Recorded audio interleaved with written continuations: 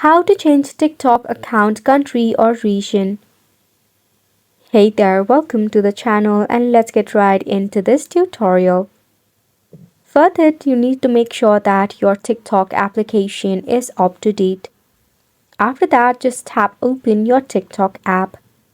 So over here, the first thing that you need to do is log in into your account.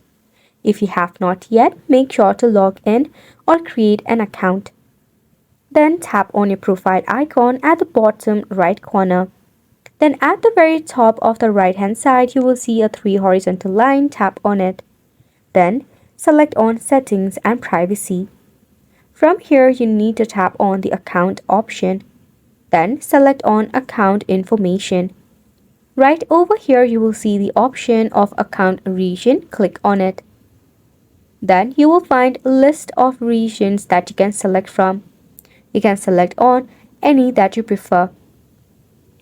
After that, tap on the OK button.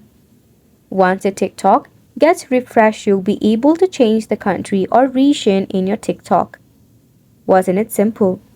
So make sure to go ahead and give this a try, and thank you so much for tuning in. We will see you very soon.